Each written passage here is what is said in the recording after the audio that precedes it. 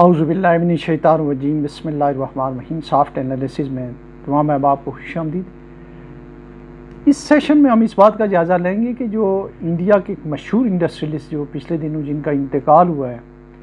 روزانہ انڈیا کا اور انٹرنیشنل میڈیا انہیں ٹریبیوٹ پیش کر رہا ہے، انہیں خراج تحسین پیش کر رہا ہے، وہ ہیرو کیوں ہیں؟ اور پاکستان کے جو سیٹ ہیں وہ عوام الناس، دنیا اور ہماری ملک کی جو قوم ہے اس کے نظر میں زیرو کیوں ہیں؟ تو آپ نے بہت ساری چیزیں جو ہیں وہ دیکھ ہی لی ہوں گی میڈیا پہ کہ رتن ٹاٹا جو ہے کس طرح کے آدمی تھے، وہ ٹیکس کتنا دیتے تھے، ان کی امپلائمنٹ انہوں نے کتنی جنریٹ کی، اس کے علاوہ انہوں نے لوگوں کی ہینڈ ہولڈنگ کر کے یا ان کی ٹریننگ، ان کی جو ہے وہ ووکیشنل ٹریننگز کی، ان کی اسکل سیٹ کو امپروو کر کے جو ہے کس طریقے سے 100 ملینز لوگوں کو انہوں نے بینیفٹ پہنچایا۔ اور ان کی ویلتھ کے بارے میں، ٹیکس کے بارے میں تو بہت ساری چیزیں جو آپ کو نیٹ سے مل جائیں گی۔ یہ 60s 70s اور 50s کی جو بات ہے، اس زمانے میں انڈیا کے دو گروپ مشہور ہوتے تھے، ٹاٹا اور برلا، ان کا اکٹھا جو ہے وہ نام لیا جاتا تھا۔ اور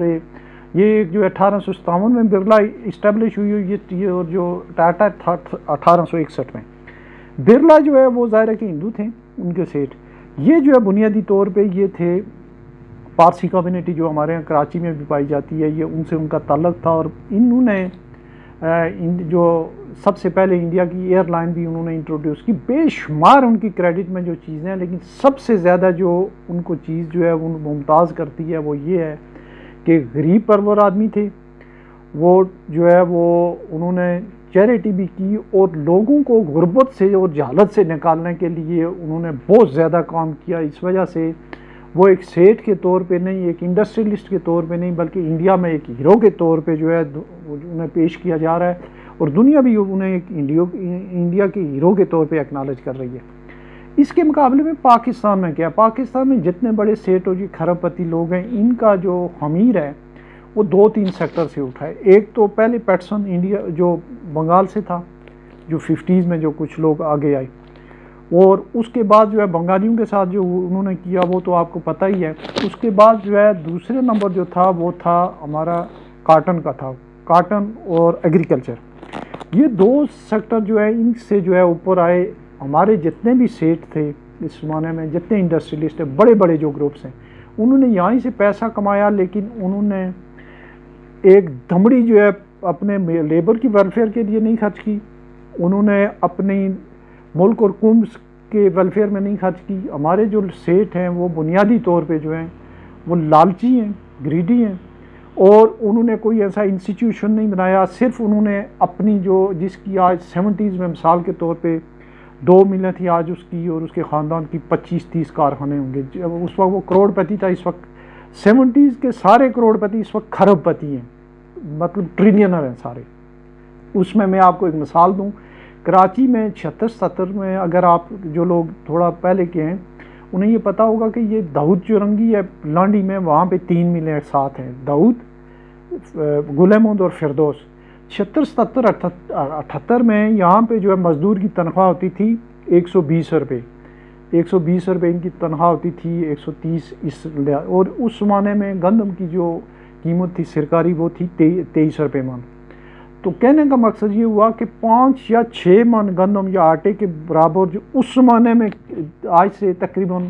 جو ہے وہ 47 48 سال 50 سال پہلے جتنے 5-6 من گندم ایک مزدور کو مزدوری مہینے کی ملتی تھی،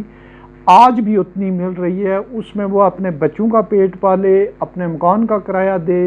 اپنے یوٹیلیٹی بل دے، یا جو ہے وہ اپنا جو ہے رہن سہن رکھے۔ تو ان ساری چیزوں میں جو ہے ہمارے ہاں انہوں نے سیٹھوں نے یہ کنٹریبیوٹ کیا، انہوں نے ٹیکس چوریاں کی، ٹیکس چوری کے لیے انہوں نے جو ہے وہ مختلف ان کے حربے ہیں، انہوں نے یہ ان کی ایسوسیشنز ہیں، ان کا ڈکٹیٹر کے ساتھ بڑا قریبی رابطہ رہتا ہے، ان کا بیوروکریسی کے ساتھ قریبی رابطہ رہتا ہے، ان کا CBR کے ساتھ یا FBR کے ساتھ بڑا قریبی رابطہ رہتا ہے، اور ٹیکس چوری کرنے کے لیے یہ اپنے من پسند کی قانون سازی کراتے ہیں، من پسند کی جو ہے یہ لیجسلیشن کراتے ہیں اور SRO جاری کرواتے ہیں۔ اس میں آپ دیکھیں جو سب سے بڑا جو سیٹ ہے ہمارے ملک کا وہ ہے میاں منشا۔ میاں منشا جو ہے 70s 80s میں تو کچھ نہیں تھے، جب ان کو نواز شریف صاحب نے نوازنا شروع کیا تو اس وقت جو ہے 1990 کے بعد ان کو اتنے اونے پونے داموں انہوں نے پرائیویٹائزیشن کے ذریعے جو ہے وہ ادارے دیے،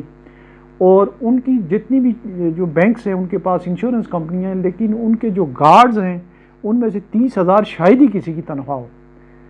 اس کے علاوہ انہوں نے اپنے اداروں سے لوگوں کو نکالا، جہاں پہ جو ہے ان کو گریجویٹی تھی ان کو گریجویٹی نہیں دی، جن کی پینشنیں تھیں ان کو پینشنیں نہیں دی۔ ایم سی بی اور بے شمار سیمنٹ وغیرہ کے ادارے جو ہیں وہ اس کی ایک زندہ مثال ہیں۔ اسی طرح سے یہ داؤد گروپ ہو، سہگل گروپ ہو، یہ جتنے بھی بڑے بڑے گروپس ہیں وہ ہمارے یہاں، انہوں نے